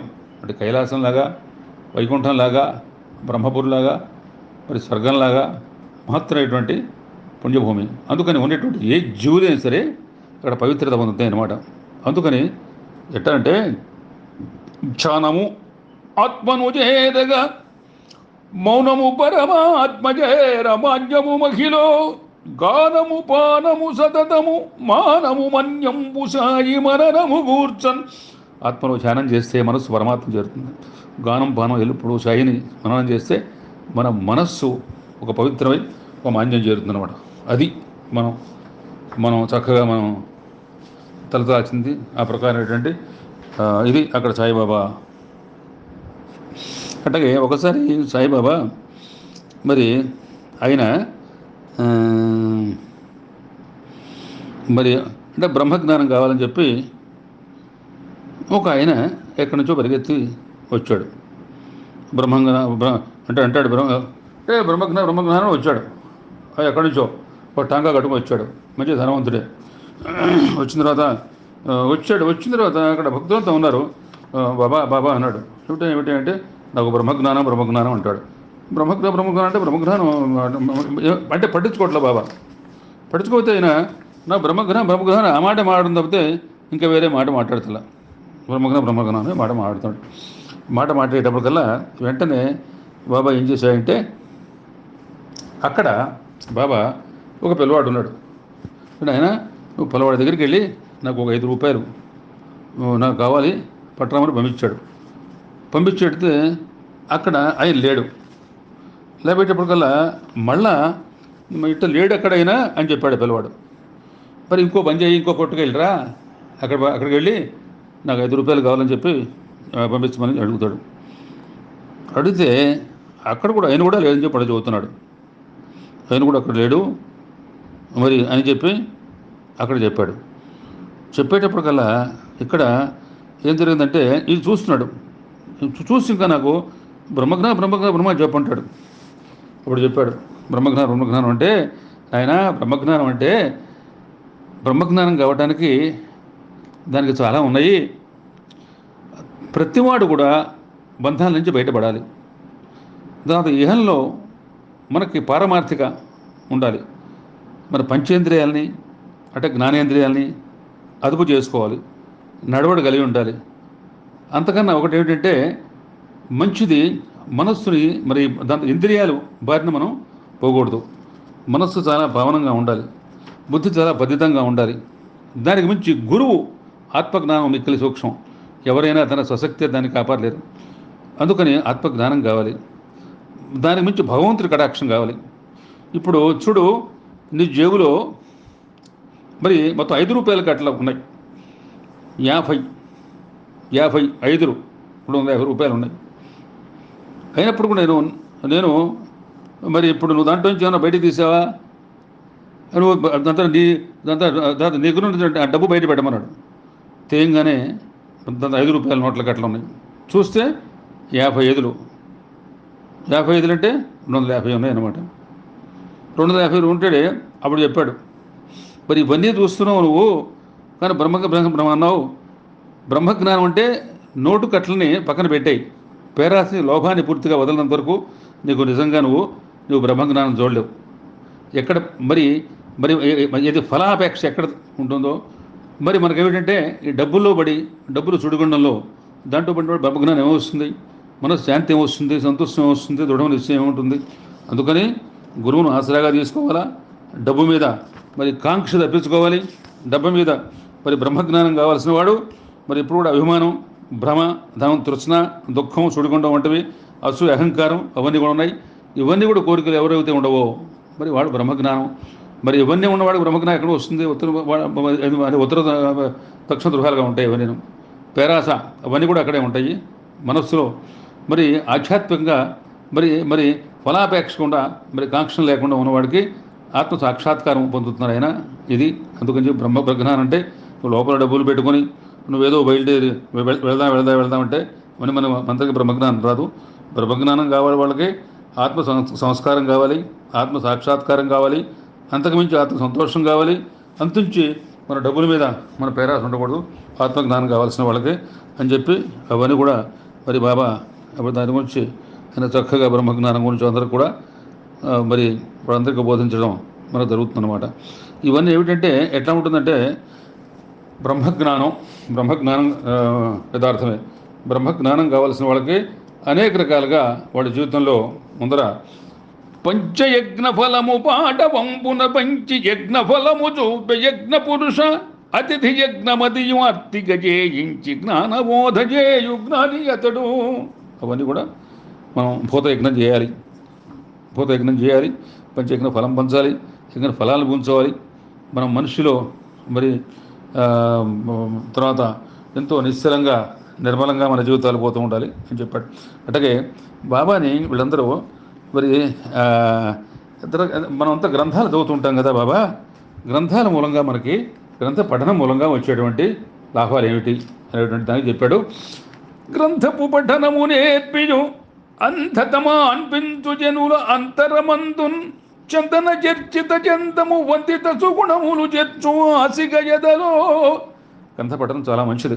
భగవద్గీత అట్లాగే మనం రామాయణం, భారతం, భాగవతం ఇవన్నీ కూడా గ్రంథాల పఠనం చేయాలి. దాంట్లో ఉంటే మకరందాన్ని మనం గురవాలి, సారాంశం తెలుసుకోవాలి. గ్రంథ విలువలు మన జీవితంలో చాలా ఉదాత్తంగా మన వాటిని పోతూ ఉండాలి. అందుకని గ్రంథం అనేది మన జీవితంలో పఠనం అనేది చాలా ఉదాత్తంగా ఉంటుందని చెప్పి మరి బాబా ఏం చెప్పాడంటే ఇంకాను విష్ణు దశశతి నామంబు విద్యమంతి సాయినాథుండు శ్యామాకు స్వయమునిచ్చే విష్ణునామంబు ఘనతలు విశదపరిచే సిరిడి ఘన సాయి జయ సాయి శరణు. విష్ణు సహస్రనామావుడి గొప్పతనాన్ని బాబా స్వయం గ్రహించి దాన్ని తన్మయత్వంతో ఆ ఘనతలు విస్తీకరించి ఆ పుస్తకాన్ని స్వయంగా ఆయన మరి శ్యామకు కూడా అంటే మాధవరావు అంటే శ్యామ ఆయన పరమభక్తుడు, ఆయనకు కూడా ఇవ్వడం జరిగిందనమాట. తర్వాత మనకి ఆయన చెప్పింది ఏమిటంటే దీనికి మించి గ్రంథం అనేది మన జీవితంలో ఎంతో ఉదాత్తంగా జరుగుతుందన్నమాట. ఎందుకంటే అది చెప్పాడు, గ్రంథ పఠనం జనులకు సర్వమతాల యొక్క సారాంశం విశ్వశాంతి. గ్రంథాల మూలంగా మనకు అంధత్వం పోగొడుతుంది, జీవన శాంతులు ప్రసాదిస్తుంది, మన భావకాంతులు ప్రసాదిస్తుంది. అందుకని గ్రంథము పాఠ్యమంది సహకారపు భావము భావకాంతి సద్వందిత వందనీయముగను వసిగ విశ్వపు శాంతి చిత్తమంతంతపాసి వెల్గులు వదన్యత పంచుచు నిర్బలంపు సద్బంధన బంధనంబులతో ధాత్రిని వెల్గుట ఉత్తమోత్తము. అంటే గ్రంథం పఠం అనేది చాలా మనకు సహకారం, భావకాంతి, వందిత వందనీయం, అది శాంతి, చిత్తం అంధత పోతుంది. చక్కగా నిర్మలంగా ఉంటుంది. ఒక బంధనం ధాత్యులు ఎట్టా మెరగాలి ఇవన్నీ మనకు కూడా దీంట్లో తెలుస్తూ ఉంటాయి అన్నమాట. అందుకని గ్రంథ పఠనం చాలా ఉత్తమోత్తం. గ్రంథాన్ని చదువుతూ ఉండాలి. గ్రంథాన్ని మనం ఎప్పుడు కూడా వదిలిపెట్టకుండా గ్రంథాన్ని అనేక రకాలుగా, అందుకనే గురు సహిష్యత్తుని అనేక రకాలుగా అందరికీ చెప్పేవాడు. వాడు చదువుతూ ఉండేవాడు, దాంట్లో లాభాలు పొందుతూ ఉండేవాడు. ఒక రామదాస్ అనేటువంటి భక్తుడు ఉండేవాడు, ఆయన గ్రంథాలు చదువుతూ ఉండేవాడు, మంచి వేదాంతే. కానీ ఆయనకి మహా చదివాయని చెప్పి మంచి ఆయనకు లోపల అంత గర్వం. ఒకసారి ఆయన ఆయన ఆయనకు పుస్తకమే భగవద్గీత ఈయనకడం జరిగింది. ఎవరికి? శ్యామకు. రాగానే దెబ్బలాడాడు. ఏమిటి నా పుస్తకం తీసుకున్నావు? నా బాబా ఇష్టమా తీసుకుంటామని చెప్పి అరిచాడు. అప్పుడు చెప్పాడు, రామదాసు నువ్వు ఎందుకయ్యా అరుస్తావు? నువ్వు చదువుకున్నావు, ఎన్నోసార్లు చదివావు, నీకు నోటుకొచ్చు, నీకు రాదా పుస్తకం? పుస్తకం అంటే నీకు పుస్తకం చదివిన తర్వాత నువ్వు ఎంత గర్వం పనికొస్తుందా? నువ్వేమిటంత ఎక్కడో నువ్వు సూచన మాట్లాడతావు? అందరూ ఒకటి. గ్రంథం చదివిన తర్వాత నువ్వు నిదానాన్ని నేర్చుకో, శాంతి నేర్చుకో, నిలకడ నేర్చుకో. ఎందుకు గ్రంథం చదివిన తర్వాత కూడా ఇంత ఊరికి అదిరెదిరి పడతావు? ఎందుకు గ్రంథం చదివా అని చెప్పి నీకు ఎందుకు పొగరబోతాను ఎందుకు అని చెప్పి అట్లా ప్రతి వాళ్ళు కూడా చాలా ఎంతో ఉదాత్తంగా చేసేవాడు. ఉపవాసం. ఇక్కడ రాధా వైదేశ్ముఖ్ అని చెప్పి ఒక ఉంది, ఆవిడ ముదిసరి. ఆవిడకి చెప్పాడు ఉపవాసం అమ్మా, ఉపవాసం ఉండొచ్చు, కానీ ఉపవాసం మూలంగా మనకు ఉపవాసం కూడా ఏంటంటే చక్కగా గురువు కొలుపు, గురువు దశ, గురువు సన్నిధి చాలా గొప్పవి. ఉపవాసం మంచిదే. అదే ఉపవాస దీక్షనే మూలం కాదు, అది పరిమితంగా ఉండాలి. ఉపవాసం అనేది మంచిదే ఇస్తుంది, కానీ ఉపవాసం అప్పుడు మహర్షి చదువుతున్నాడు, బాబా ఉపవాస దీక్ష గురించి చెప్పమంటే అప్పుడు ఆవిడికి ఉపవాస దీక్ష రాధాబాయి దేశ్ముఖ్ ఉపవాసంతో చెబుతున్నాడు. ఉపవాస దీక్ష మంచిదే, అయినా దేహాన్ని బలవంతంగా సృష్టించకూడదు, ఆత్మని క్షోభించకూడదు, అది సంస్కారం కాదు. ఉపవస దీక్ష కన్న సరి ఉత్తమ పాఠమితంబు గ్రోలగా విపరీత భుక్తి దేహమున విద్దను పొంది ముదించు అంగముల్ నెపమది మిక్కుటంబు అతి నీమములేకయు గ్రోలుటెంతయున్ సఫలము కూర్చు సత్వికమ శాంతి నిపాపమితానుభుజ్యముల్. మనం ఆహారాన్ని చాలా మితంగా తీసుకుంటూ ఉండాలి, అమితంగా తీసుకోకూడదు. మితంగా తీసుకున్న తర్వాత అది ఉపవాసం అనేది మన శరీరాన్ని శుష్కిస్తుంది. గురువు నమ్ముకోవాలి. గురువు ఎట్టయితే తాబేలు మరి దృష్టితో పిల్లలు పెంచుతుందో, గురువు కూడా ఆ ప్రకారంగానే మరి తన పిల్లల్ని మరి పెంచి పెద్ద చేసి మరి వాళ్ళని ఆ శిష్యుల్ని ఏ బాధ లేకుండా వాళ్ళని పైకి తీసుకొచ్చి ఏర్పాటు చేస్తాడు. అటువంటి తాబేలు పిల్లలు ఉన్నటువంటి ఆవు దూడని ఎట్టా పెంచుతుందో ఆ ప్రకారంగా మనం చక్కగా మరి పరిమితంగా తీసుకుంటూ, పరిమిత ఆహారం అది కూడా విపరీతంగా లేకుండా ఉపవాస దీక్షను కూడా అట్లా ఉండాలి అని చెప్పి ఆయన మనకు చెప్పడం జరిగిందనమాట. ఉపవాసం గురించి చెప్పడం జరిగిందనమాట. ఉపవాసం మంచిదే, కానీ ఉపవాసం కన్నా కూడా మరి శరీరాన్ని సృష్టించకూడదు. శరీరాన్ని మనం ఎప్పుడు కూడా గుర్రువునుగా అరవించుచు అకుంఠిత దీక్షగ పూజ చేసిత గురుతర దివ్య దీక్షకుని కోరిక హద్దును మీరకుండ సచ్చరితపు జీవితంబు గురు సన్నిధి సత్యము నీమనిష్ట సత్కరముగ జీవితాపదము కంయత నందిన జన్మధన్యమో. అందుకని ఏం చెప్పాడంటే ఇంకా మరైనా అరయగ ముక్తి బాట గురువంతరమందున అందజేసి సుస్థిరముగ శిష్యకోటి శివచిన్మయ జీవిత సన్నుతంజలుల్ కరముగ గుర్చి భావము వికారము మాపియు నిర్వికార విస్తరణ మపారసార గురు సకృత మందగజేయు చిత్తమున్. మరి ముక్తి మాటతో చిన్మయ జీవితాన్ని అందజేసి భావ వికారాన్ని తీసేసి నిర్వికారంగా గురు సాకృతంగా సృష్టి జీవితాన్ని మలచి వాడి జీవితాన్ని మహత్తరంగా ఎంతో ముందుకు తీసుకెళ్లేటువంటి ఆ యొక్క పద్ధతి మనకు అక్కడ కనిపిస్తుందన్నమాట. అది కాకుండా ఏం చెప్పాడు ఇంకైనా గురువును ఆశ్రయించియును కురిమి మెల్గుచు సాదరంబు సద్గురువుల చింత దర్పములు కోరిక వాసి శివర్పణంబు సచ్చరితపు గురువు దృష్టికను సన్నల మృష్టత పొంది సంఫరితము పూర్ణమోదమును వాసిగాంచెడు జన్మధన్యతన్. అందుకని గురువును ఆశ్రయించాలి. గురువును ఆశ్రయించి గురువు పట్ల మనం ఎంతో ఉదాత్తంగా జీవితాన్ని మనం పోతూ ఉండాలి. అదమ్మా ఉపవాసంగాను కూడా మనం చక్కగా మితాహారంతో గురువును ఆశ్రయించి గురువు ద్వారా మనం ఉపదేశం పొందుతూ మనం ఆ ప్రకారంగా చెప్పాడు. తర్వాత ఒక్క రోజున ఆ భక్తుల్లో ఎవరు ఎంత చేస్తున్నారు, వాడు ఇట్ట ఇట్ట అని. అప్పటికి విన్నాడు. ఇప్పుడు ఇంటి వనం పోతున్నాడు, ఆ భక్తుడు కనిపించాడు. ఏమయ్యా, నువ్వు అనవసరంగా ఇంకో భక్తులు నువ్వు ఆ ప్రకారంగా నింద చేస్తున్నావు కదా, పరనింద, ఎంత ఘోరం. ఇంకోండి, అదిగో ఆ పంది చూసావా, అశుద్ధం తింటోంది. అశుద్ధం తింటే ఏమిటి అంతే, అశుద్ధం తింటే దాని కడుపు నిండుతుంది. మనం ఇంకోటి నింద చేస్తే మనకు కడుపు నిండుతుంది. ఆ ప్రకారం నింద చేస్తున్నావు. జీవితంలో ఇప్పుడు కూడా ఇంకోటి నింద చేయమోకు. పంది అశుద్ధం తిన్నట్టే మనం నింద చేస్తే ఎవరిని నింద చేయకూడదు అని చెప్పాడు మహత్తరంగా. బాబా బాబా, పరులను నిందలు చేయగా పరువము ప్రాయంబునడిగి భారము గల్గున్, వరులకు సాయము చేసిన పరమాన్విత జీవితంబు భాగ్యము దాల్చున్. ఇంకోళ్ళకి మనం విమర్శిస్తే మన జీవితం పెరిగిపోతుంది, ఇంకోటి సాయం చేస్తే మన జీవితం పెరిగిపోతుంది అని చెప్పి పరనింద మహాఘోరం. ఎవరిని నింద చేయమోకండి, నింద చేస్తే అంతగా అంత అని చెప్పాడు. ఆయన ఏం చెప్పాడంటే, భక్తులారా, మనకు సంస్కారం కావాలి. నిందలు చేయకుండా పరనిందయు పాపము జీవకూపమున్, పంది అశుద్ధమందియు నివాసము భుక్తిని అందునట్లుగా నిందలు చేయువారు మరి నీతిని నిష్ఠను గోలిపోయి ఆనందము లేక బొందినెద అంతరవేదన దాల్చుటెంతమున్. నిందలు చేసేవాడు వాడి జీవితంలో ఎటువంటి పరిస్థితుల్లో కూడా ముందుకు పోలేరు, ఆనందంలో ఉండలేరు. డందంలో వాడి జీవితంలో వాడెంతో మరి పరమదోషం, ఆత్మవిమర్శనం, సంస్కారం అత్యంత శ్రేయదాయకం అని చెప్పి చక్కగా ఆయన వాళ్ళకి మరి అతనికి ఆ భక్తుడికి అప్పుడు చెప్పలా తర్వాత. అట్లా ఆయన మరి అక్కడే కాదు, ఎక్కడ ఉన్నా సరే ఆ భక్తుల్ని వాళ్ళని పైకి తీసుకోవాలని, వాళ్ళు ఉన్న తప్పు మార్గాలు అవన్నీ కూడా మరి అవన్నీ తీసేసేయాలని, వాళ్ళకి ఏదో బోధ చేయాలని, వాళ్ళ జీవితం చక్కగా సక్రమంగా ఉండాలనేటువంటి ప్రకారంగా బాబా ఎప్పుడు కూడా అందరు కూడా వాళ్ళని మరి మహత్తరంగా ఆయన తీస్తూ ఉంటాడు. ఒకసారి దార్శకుడు మరి ఈశావాస్య ఉపనిషత్తు వ్యాఖ్యానం ఆయన చేసిన తర్వాత ఎందుకో ఆయనకి ఇంకా ఏదో తక్కువ చేసినట్టు అనిపిస్తుంది. తక్కువ చేసినప్పటికల్లా వెంటనే, బాబా నాకు ఏమిటో నేను రాశాను కానీ మాత్రం రాస్తావా, ఇంకా నీకేమిటంటే ఏదో పని చేయి, నువ్వు కాకాసాహెబ్ దీక్షిత్ ఒక ఇంట్లో నువ్వు వెళ్ళి అక్కడికి వెళ్తున్నావు కదా, నువ్వు బొంబాయి వాళ్ళ దగ్గరికి వెళ్ళి అక్కడ నీకు తెలుస్తుంది. ఇప్పటికే వెళ్తాడు ఆయన. అక్కడ పని పిల్ల ఉంటుంది. ఆ పని పిల్ల పాపం చిరిగిపోయిన బట్టలు కట్టుకొస్తుంది, కానీ మహదానంగా ఉంది. అక్కడికి మరి ఈయన అక్కడ చూడటానికి కోసం చెప్పి ప్రధానం అని చెప్పి ఒక ఆయన వచ్చాడు, పండితుడు. ఈయనకు ధోత చాపించాడు.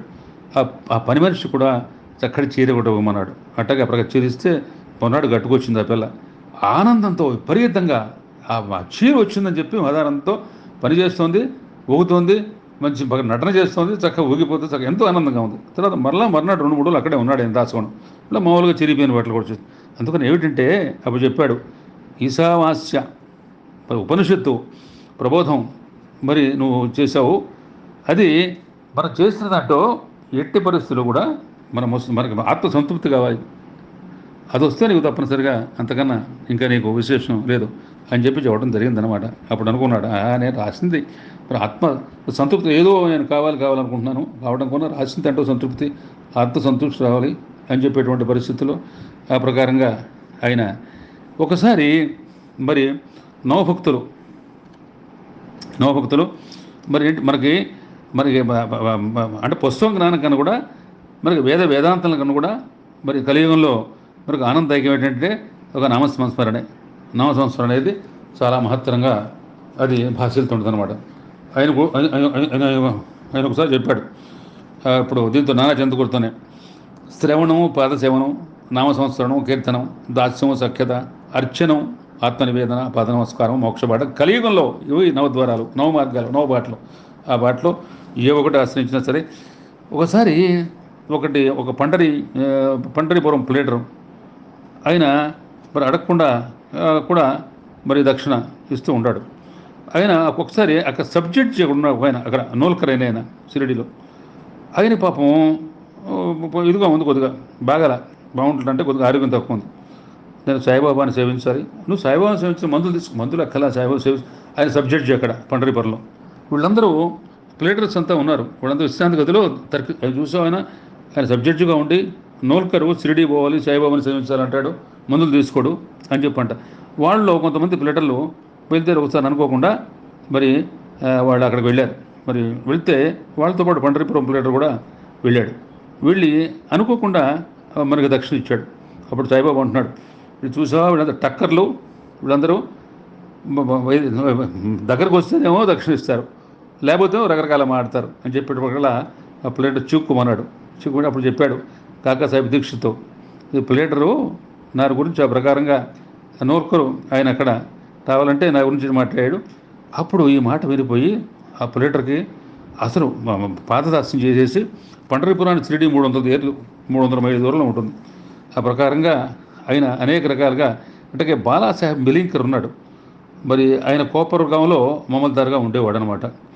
తర్వాత మరి ఈ బాబా తర్వాత బాబా ఈయన బయలుదేరుతూ పోతుంటే ఇద్దరికి వచ్చాడు షిరిడి. ఆయన జాగ్రత్తగా వెళ్ళు, మధ్యలో నీకు అని చెప్పాడు. బాబా నేను జాగ్రత్తగా వెళ్తాను, శ్యామని తీసుకెళ్ళమన్నాడు.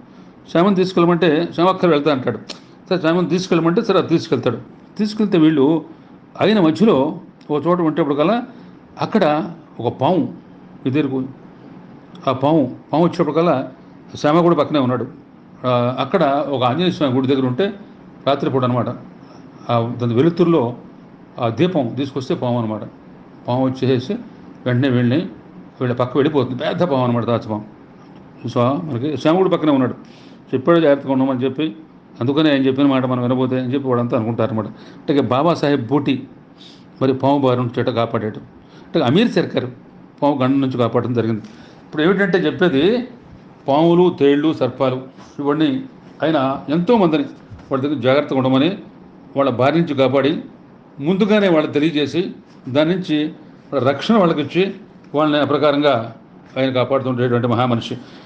తేలు విశ్వసర్పజాటలు తెటపరచి సిరిడి సాయి సుభక్తుల చింత తీర్చే గురువు చెంతను చేరంగ కొదవు గలదే సిరిడి ఘన సాయి జయ సాయి శరణు శరణో.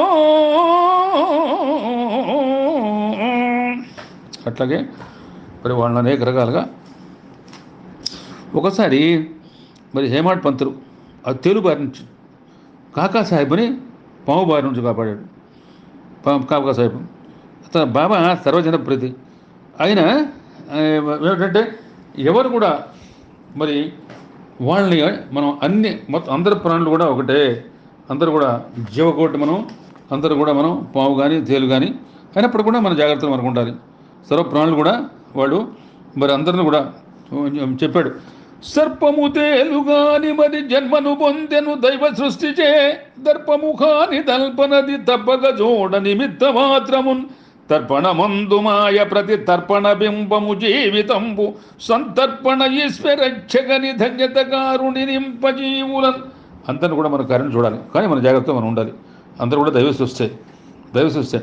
సృష్టిలో తేలు కానీ సర్పం కానీ అట్లాగే మనుషులు కానీ జంతువులు కానీ జీవులు కానీ అందరూ అయినప్పుడు కూడా మనం పరిస్థితిలో ఉండాలి.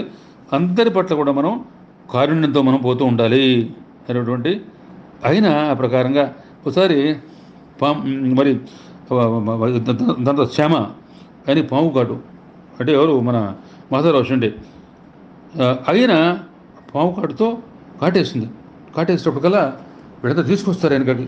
తీసుకొచ్చిన తర్వాత వెంటనే బాబా వాళ్ళని వెంటనే అరుస్తాడు, బయటికి వెళ్ళిపో రామోక, వెళ్ళిపో, బయటికి పో అటప్పటికల్లా వీళ్ళంతా ఆశ్చర్యం, ఇదేమిటట్టు అరుస్తాడు అని చెప్పి అప్పుడు చెబుతాడు, శ్యామ ఇంకా నీకు భయం లేదు, ఈ పక్కీర్ నీ వెంటే ఉన్నాడు, నువ్వు శరణాగతి చేస్తే ఆ పాము నేనేం చేస్తుంది, కొంతసేపటి నీకు ఉపశమనం కలుగుతుంది, ఈ ఆపదలు లేవు, ఈ పక్కీర్ ఎప్పుడు అబద్ధం చెప్పడు, ద్వారకామాయిలో ఉన్నవాడు వచ్చిన వాళ్ళు నిరాశతో పోతారా అని చెప్పి ఆ ప్రకారంగా ఆయన చెప్పిన తర్వాత అక్కడ ఆయన చెప్పింది ఏంటంటే పంచాక్షరి పఠన. పంచాక్షరి అంటే ఏమిటంటే అక్కడికి వచ్చాడు కదా ఆయన, వెళ్ళిపో, కిందకు దిగో, బయటికి పో, అటువంటి పంచాక్షరి మంత్రం అనమాట. అయితే కిందకు దిగు కిందకి ఏమంటే వెళ్ళిపో అని చెప్పి ఆ ప్రకారంగా అరిచేసి ఆయన వెంటనే అక్కడ పాము కాటి నుంచి ఆయన తప్పించేసి ఆ ప్రకారంగా ఆయన కాపాడడం జరిగిందనమాట. అది విశేషంగా ఆయన ఒకసారి ఈ కాకాసాహెబ్ దీక్షిత్ అప్పుడు దాంతో కలరా అనమాట. అక్కడ కలరా వచ్చినప్పుడు కాకాసాహెబ్ దీక్షిత్ని ఒక ఒక పరీక్ష పెడతాడు. అసలు అక్కడ వంటకట్లు కొనకూడదు, వంటకట్లకు వస్తే దాని వంటకట్లు కొనమన్నాడు. కానీ అసలు వంటకట్లు కొనకూడదు కలరా, మన వంటకట్లు కావాలి అక్కడ మనకి దునులు అని చెప్పి అన్నాడు. అంటే మేకకు ఇటువంటి బలి అనమాట. బడే బాబాని ఆ పని చేయమంటే నేను చేయను బాబా అని చెప్పి వెళ్ళిపోయాడు అక్కడి నుంచి. దాని తర్వాత బడే బాబా దాని తర్వాత దాని శ్యామకి చెప్పి అక్కడ రాధాకృష్ణమయ్య నుంచి గద్దె పట్టమన్నాడు. అది కూడా ఆలస్యం అవుతుంది. వెంటనే కాకాసాహెబ్ దీక్షిత్కి ఆ పని మరి చెప్పాడు. తర్వాత చెప్పేటప్పటికల్లా అది వెంటనే అది తీసేసి ఆ బాబా మరి ఎవరు మా కాకాసాహెబ్ దీక్షిత్ దాన్ని చెప్పేటప్పటికల్లా వెంటనే ఏమయ్యా నువ్వు సద్బ్రాహ్మడివి, నువ్వు ప్రకారం చంపుతావా, నువ్వు అసలు అది నువ్వు ఎంత చాలా ఉత్తమ బ్రాహ్మడు పని చేయొచ్చా అని చెప్పి పరీక్ష పెట్టి కాకాసాహెబ్ దీక్షితుని ఆ మేక వెళుతూ అక్కడికి మధ్యలోనే అదంతా అదే మార్గ మధ్యంలో ఆ మేక తక్కియాకి పోతూ మధ్యలోనే అది మరణిస్తుంది మేక అనమాట. మేక బలి ఆ ప్రకారం పూర్తయింది అనమాట. కలరా మహామరికి అది బాబా ఆజ్ఞ అట్టా ఉంటుందన్నమాట. అక్కడ దామోదర్ ఘనశ్యామ్ అని చెప్పి ఆయన పేరు అన్నా చించేకర్ ఆయన ఉండేవాడు. వీళ్ళందరూ కూడా బాబా దగ్గర చక్కగా వాడు ఎంతో సేవ చేస్తుండేవాడు. ఒక అడుగు చూస్తుండేవాడు, పట్టణం నొక్కుతుండేవాడు, తాకాయలు నొక్కుతుండేవాడు, ఆడవాడు మగవాడు కూడా ఎవరి భక్తుల వాడు. ఒకసారి వీళ్ళిద్దరూ ఆవిడ పేరు ఏంటంటే మరి వేణుబాయి, ఆవిడ కూడా అట్లాగే వీళ్ళిద్దరు పెద్దవాళ్ళే. వేణుబాయి కూడా ఇద్దరు నొక్కుతున్నప్పుడు వాళ్ళిద్దరు కూడా ఒకసారి ఆయన ఇది మన దామోదర్ ఘనశ్యామ్ ఉరఫ్ అంటే అన్న మరి చించులీకరు ఇద్దరు ఆ మొహాల దగ్గర కలుస్తాయి. అప్పుడు వెంటనే వేణుబాయి ఏంటయా నా మీద వెళ్తున్నావు, ముద్దు పెట్టుకోవడానికి వస్తున్నావా అని చెప్పి ఇద్దరు కొద్దిగా దెబ్బలాడతారు. అంత భక్తులకు అందరూ కూడా హాస్యంగా ఉంటుంది. అప్పుడు అంటాడు, అమ్మా నువ్వు తల్లిని ముద్దు పెట్టుకోవడం కొడుకు తప్పేమిటమ్మా, ఎట మాట్లాడతావు నువ్వు అనేప్పటికీ అందరూ సంతోషిస్తుంటారు. ఏంటంటే అప్పటికప్పుడు చతురతగా హాస్యంగా ఎంతో మరి సమయస్ఫూర్తిగా వాళ్ళకేమి బాధలు లేకుండా ఆ ప్రకారంగా అందరినీ కూడా మరి అన్వయించేవాడు. అందుకని ఎవరన్నా వాళ్ళు చేసే సేవ దామోదర ఘనశ్యాములు తమసమున వేణుబాయి తగవుల ముద్దుల్ నోముల తల్లి బిడ్డని సమమున సాయి బలికి చతురత మీరన్. భక్తులు దామోదర ఘనశ్యాములు, భక్తుల వేణుబాయి సాయినాథులు వాగ్వాదాన్ని దిగితే వాళ్ళిద్దరు సాయినాథుడు తల్లి బిడ్డలు తగవు వాళ్ళిద్దరికి అని చెప్పి ముద్దు వాళ్ళిద్దరు ఆశ్చర్యపరిచాడు. వాళ్ళు ఎవరన్నా సేవ చేస్తున్నప్పుడు వాళ్ళ సేవల్లో మధ్యలో ఎవరన్నా మరి ఆ ప్రకారం చేస్తే మాత్రం సాయిబాబా ఒప్పుకునేవాడు కాదు. ఎవరి సేవలు వాళ్ళు చేస్తూ ఉండాలి. అందుకని ఎవరు సేవలు వాళ్ళు చేయాలి తప్పితే వాళ్ళ మధ్య కించపరచడం, వ్యాఖ్యానం చేయడం ఆయనకి ఇష్టం ఉండేది కాదనమాట. సాయిబాబా ఒక నిష్కమర్షంగా అందరిని కూడా ఎవరి మరి సేవలు వాళ్ళు చేస్తూ ఉండాలి, ఎవరి పనులు వాళ్ళు చేస్తూ ఉండాలి.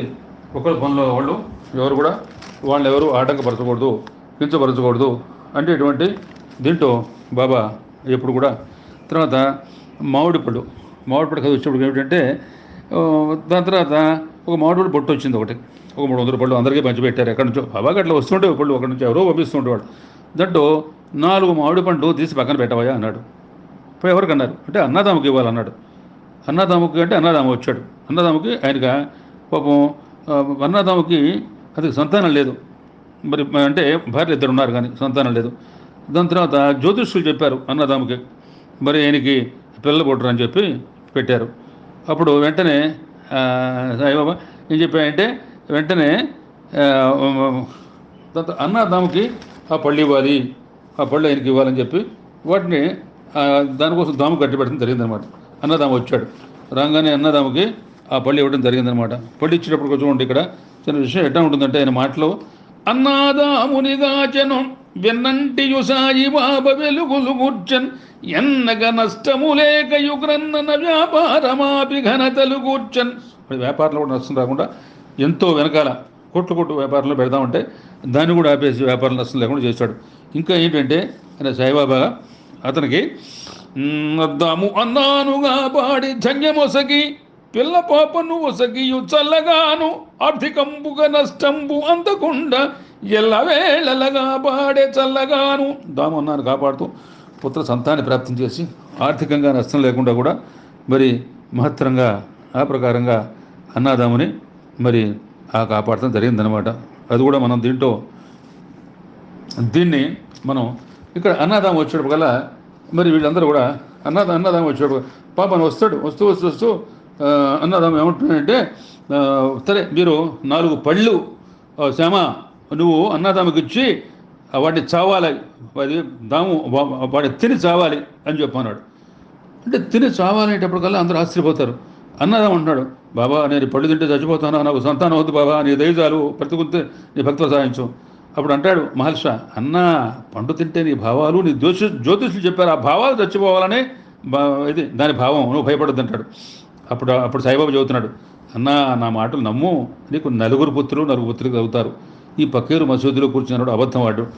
నమ్ముడు నాదు మాట భువి నమ్మకమెప్పుడు ఒమ్ము చేయకన్ అమ్మకమిమ్ము సాకెతను అంతరశక్తిని కూర్చి వింతగా పిమ్మటన సమాధియును భీతిలు తీర్చును భక్త కోటికి నెమ్మది నదు దీవెన పునీతమునిచ్చియు కాచి బ్రోచదన్ సమ్మతి ఆత్మసంతసము ధన్యము కాంచడు జీవనంబునన్. బాబా ధన్యోస్మి, బాబా ధన్యోస్మి. అట్లాగే అయిన తర్వాత 4 పుత్రులు 4 పుత్రికలు తర్వాత అన్నదాముకి మరి కలగడం జరుగుతుందన్నమాట. ఇది ఏమిటంటే విశేషం, మనం ఎప్పటికప్పుడు దీంట్లో గ్రహించాల్సిన విషయం ఏంటంటే, బాబా అయిన వీళ్ళకి భక్తులకి వాళ్ళు ఎంత పవిత్రంగా ఉండి వస్తున్నారో వాళ్ళని పుత్ర సంతతి నొసిగేడు పుణ్యమూర్తి గతులు మార్చియు జతులను గంచువాడు జటిల మనసులు కరగించు సరసుడతడు శరణు ఘనసాయి జయ సాయి శరణు శరణు. పుత్ర సంతానం అట్టగే సంతానం గురిపించి వాళ్ళ జీవితంలో ఎటువంటి బాధలు లేకుండా వాళ్ళని కాపాడేటువంటి మహత్తరమైనటువంటి సాయిబాబా ఆయన యొక్క దివ్య లీలలు మనం ఒకటి మనం వాళ్ళని తలుచుకుంటేనే మనకు గగుర్పడగలుగుతూ ఉంటుంది. అటువంటి లీలలతో అయినా మరి చూసారా, అన్నాదామునిగాచను వెన్నంటియు సాయబాబ వెలుగులు కూర్చన్ ఎన్నగ నష్టము లేక యుగ్రన్న వ్యాపారమాపి ఘనత. వ్యాపారంలో కూడా అంతే, అన్నదాముని కాపాడి వ్యాపారం ఆపన్నాడు, లేకపోతే కొన్ని కోట్లు నష్టం వచ్చేది. అటువంటి వెనకాల భక్తుల్ని కాపాడుతూ ఉండేవాడు, వాళ్ళకి రాబోయేటువంటి ఆపదలు తెలియపరుస్తూ ఉండేవాడు. ఆర్థికంగా ఎటువంటి వాళ్ళకి అట్టా అపకారంగా ఆయన అందరినీ కూడా కాపాడు. అలాగే హరిశ్చంద్ర పితలే వాళ్ళ కొడుకు, ఆయన పాపం మూర్ఛవ్యాధితో బాధపడుతూ ఉండేవాడు అనమాట. బాధపడుతుంటే పితలి తండ్రికి అక్కలకోట మహారాజు పితలి తండ్రికి ఒక 2 రూపాయలు ముద్ర ఆయన ఇచ్చాడు, అక్కడ దక్షిణ ఇచ్చాడు. దక్షిణ ఇచ్చిన తర్వాత పాపం పితలి కొడుకుని తీసుకొచ్చేసి పాపం అక్కడికి వచ్చిందనమాట.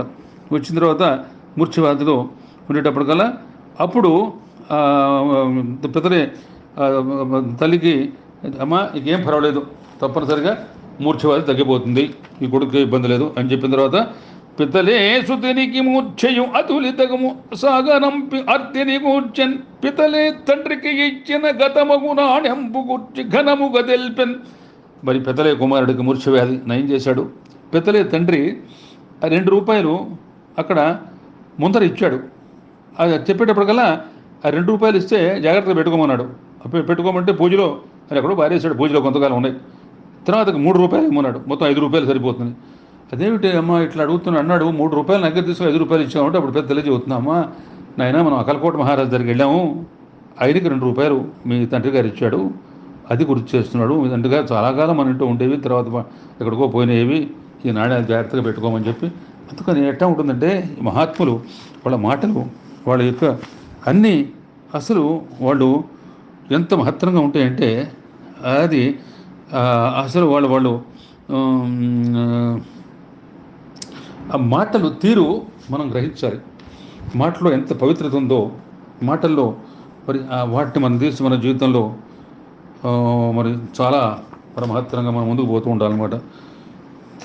దాని తర్వాత మరి ఇప్పుడు మనకి గ్రంథ పఠనం గురించి కూడా. తర్వాత ఇంకోటి, ఒక గోపాల్ నారాయణ అని చెప్పి ఒక ఆయన ఉండేవాడు, ఎన్నో కష్టాలు పడుతూ ఉండేవాడు. పడి షిరిడీలో ఒకసారి బావిలో పడటానికి నిశ్చయించుకుని వెళుతూ వచ్చాడు. అక్కడ ఒక హోటల్ యజమాని ఉన్నాడు. ఏమోయా, ఇప్పుడు అక్కలకోట మహారాజు చరిత్ర ఒకటి ఉంది, అది చూపిస్తుంటూ ఒకసారి అంటాడు, ఒకసారి బావిలో పడితే అక్కలకోట మహారాజు ఒక ఆయన బయట తీసి పడకూడదు నాయన, నీ జీవితంలో చివరికి బాధలన్నీ కూడా ప్రాప్తకర్మ, అవన్నీ సంచిత కర్మ బంధనాలన్నీ పోయేదాకా ఉండాలి అని చెప్పి ఆ ప్రకారంగా బయటికి తీయడం జరిగింది. నోట చేయొద్దని చెప్పడం వల్ల సాయిబాబా దయ వల్ల ఆయన గోపాలపు నారాయణ అక్కడ ఏం చేశాడంటే మరి తర్వాత ఈయన యొక్క దయమూలంగా చక్కగా అక్కడ మరి ఒక పెద్ద జ్యోతిష్కులాగా మరి సాయిబాబా ఆయన అక్కడ గోపాలపు నారాయణ పాపాలను దిర్చివేసి పడుతట శక్తిని ఏ పాట్లు పడిన చివరకు కాపాడియు సాయినాధిగతులను వార్చన్. భక్తుడు గోపాల నారాయణ అంబాడేకర్ అనేక కష్టాలు పడ్డాడు. ప్రాణపరిత్యాగం చేసుకోకపోతే బాబా వారించి బాధలు లేకుండా జ్యోతిష్కుడుగా మంచి కీర్తి పొందేటటువంటి ఒక చక్కటి యశస్సు చేకూర్చినటువంటి మహానుభావుడు అనమాట. ఆ ప్రకారంగా ఆయన గోపాలం మరి ఆ గోపాల నారాయణ ఆ ప్రకారంగా బాబా ఇచ్చాడు.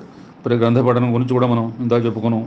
అది ఎంతో సామాన్యం కాదు గ్రంథ పఠనం, అది చాలా. ఇంకోటి ఏంటంటే అక్కడ కాపర్ది, నోల్కర్, బూటి ముగ్గురు ఉండేవాళ్ళు. ఈ ముగ్గురు కూడా భక్తులు. ఆ భక్తులు ఎట్లాంటి వాళ్ళు అంటే వాడు చక్కటి మంచి ప్లేటర్లు, సబ్జెక్టులు, ఎంతో చదువుకునేవాడు, ఎంతో కోటిస్తారు. కానీ బాబా దగ్గర ఒక మాట మాట్లాడేవాడు కాదు.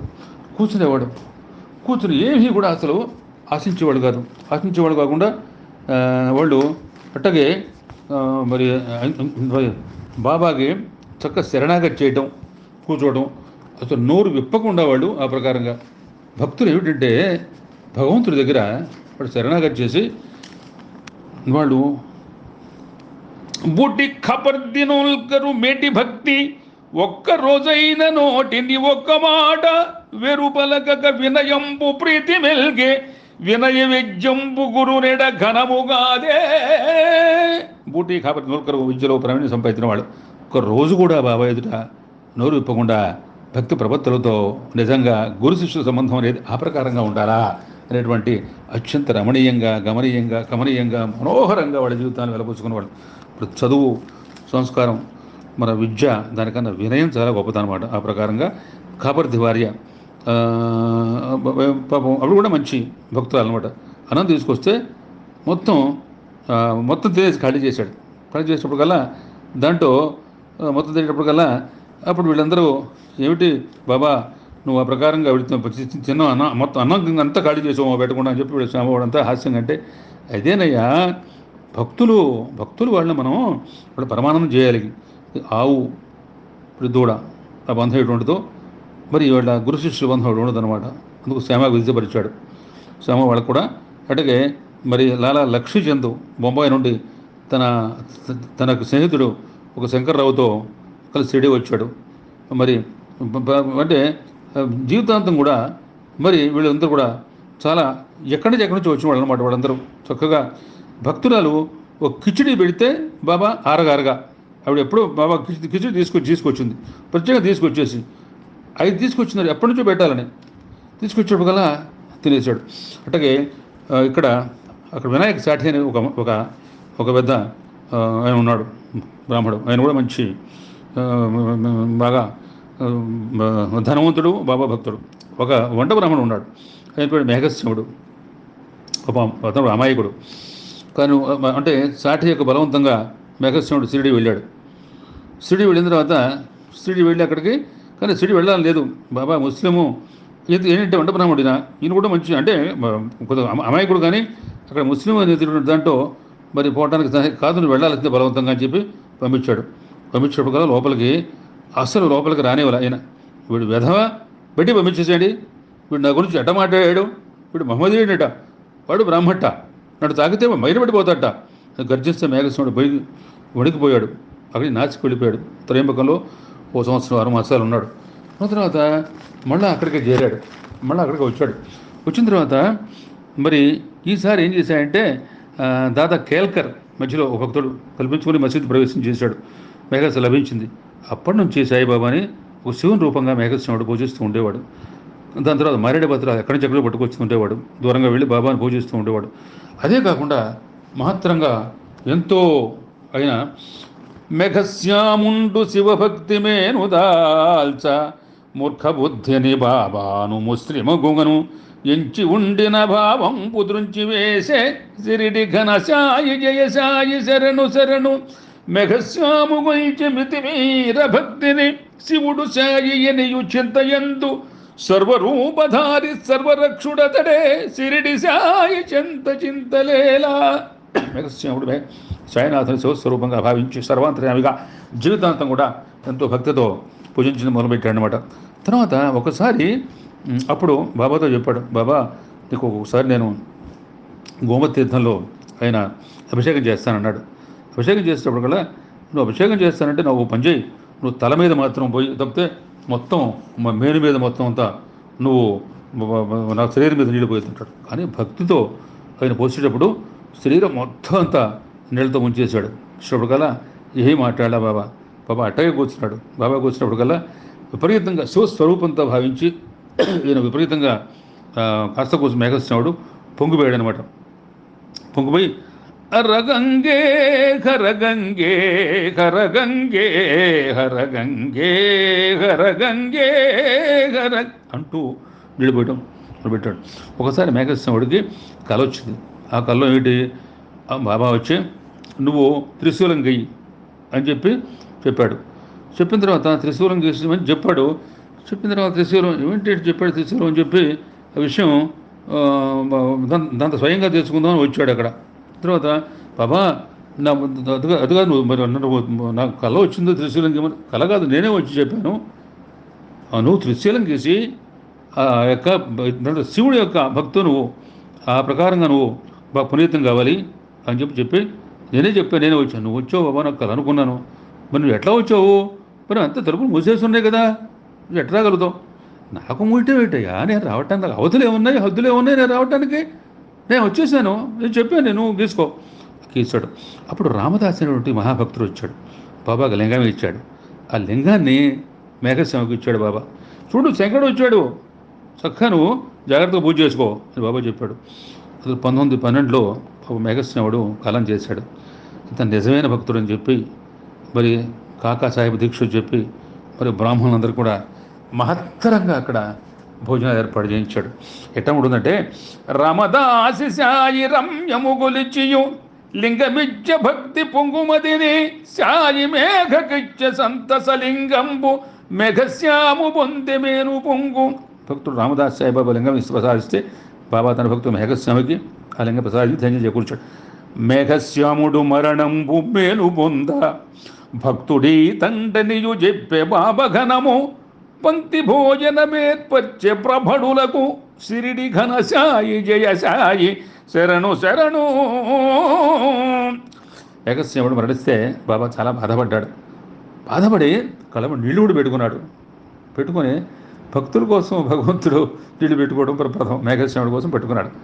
ఇతని నిజమైన భక్తులు చెప్పి బ్రాహ్మణులకి భక్తి భోజనం కాక సాయి దీక్షతో ఏర్పరిచి భక్తిమదిని కలుగ బాబా కుమురిపము అట్టివారు సాయి ఆత్మజనులు మనసు ప్రీతి నింపె మదరాసు భక్తుల భక్తి విలువలెల్ల బయలు పెరిచే.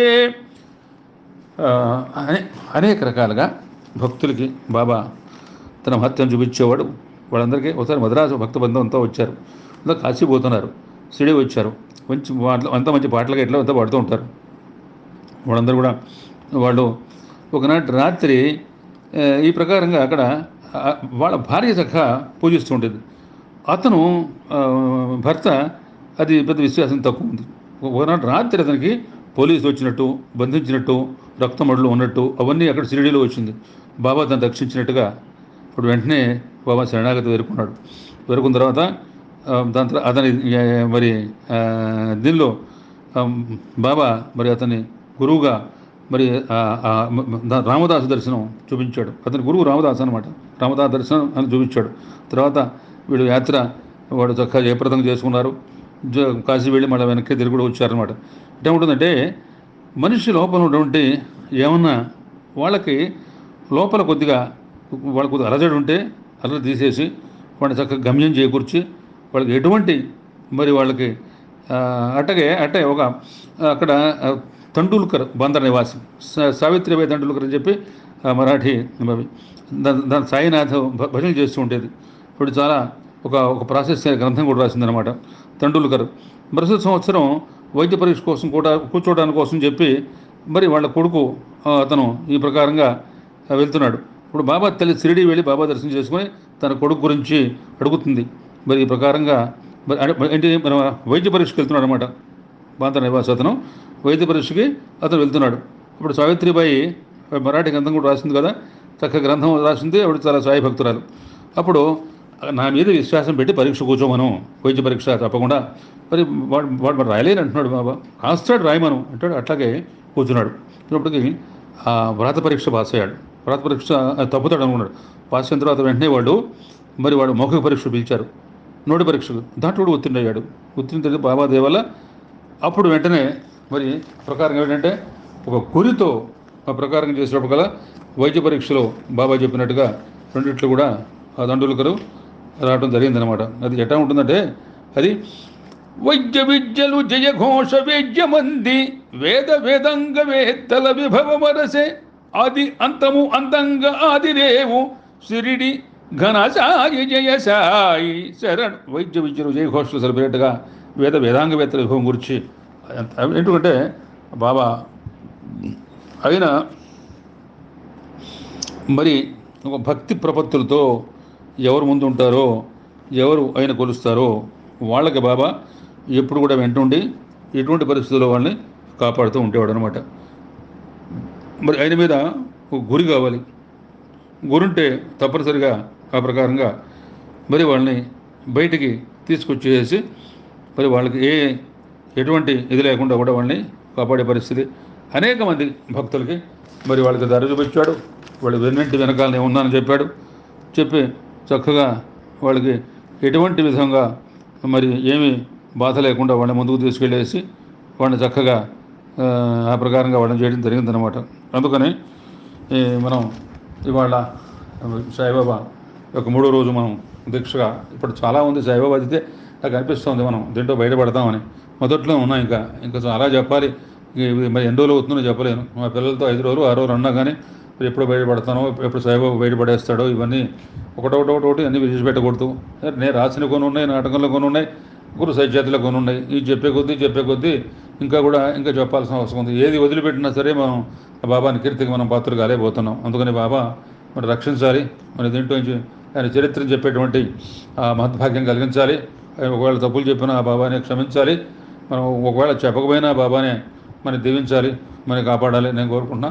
అలాగే బంధువులకి, మిత్రులకి, ఆప్తులకి, హితులకి, సన్నిహితులు కూడా మరి నా యొక్క శుభాకాంక్షలు, ఆశీస్సులు. సాయిబాబానే మనం ఈ యొక్క ప్రస్తుతం కరోనా నుంచి బయటపడేయాలి, అందరినీ కాపాడాలి. మరి సర్వాంతర్యామైన ఎక్కడున్నా సరే ఆయన చెప్పాడు, మీరు నా మీద విశ్వాసం పెట్టండి, శ్రద్ధా సబూరి ఉంటే నేను మరి సమాధులు ఉన్నా సరే నా ఎముకలు మాట్లాడితే అన్నాడు. 80 సంవత్సరాలు నేను బతుకున్నా ఎముకలు మీతో 1918లో పోయాడు విజయదశమి. పోయి దాదాపుగా మరి ఇప్పుడు 102 సంవత్సరాలు అవుతుంది. అయినప్పుడు కూడా నేను మీ వెంటే ఉంటా, మిమ్మల్ని కాపాడుతా, మీ చేతి పైకి తీసుకొస్తా, మీకేం బాధ లేకుండా చేస్తా అని చెప్పాడు. ఆయన మరి అందరినీ కాపాడాలి. మరి దీనికి నాకు స్ఫూర్తించినటువంటి మా మహాలక్ష్మి, మా దుర్గా, అమ్మాయి, మన అన్నపూర్ణ, వీళ్ళందరూ వింటున్నాం అని చెప్పండి. అమ్మాయి చెబుతున్నాను, మరి మీరు ఏదో చెబుతున్నాను సాయిబాబా అనుకునేవాడు, ఏదో అది పిచ్చివాడు ఘోషలాగా చెబుతున్నాను, కానీ మీరు వింటే సంతోషిస్తాను. మీరు ఒకవేళ వినలేదనుకో, నేను చెప్పానే సంతృప్తి నాకు ఉంటుంది. నేనేం చేస్తాను, వింటే మంచిదే. అంటే మీకు అంటే పనులు ఉంటాయి మీకు అనేక. నేను ఏదో కూర్చొని ఖాళీగా ఉన్నా చెబుతున్నా. మీరు ఖాళీగా ఎట్లా ఉంటారు?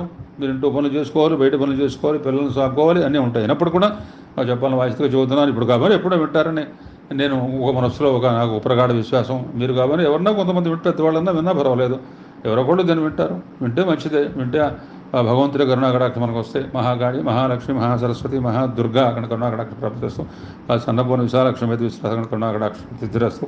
స్వస్తి ప్రజాభ్యాం పరిపాలయంతాం న్యాయేన మార్గేణ మహీమహేషం కో బ్రాహ్మణేభ్య సోమత్సంచం లోకాస్మస్తాస్మృతం. శాంతి శాంతి శాంతి శాంతి.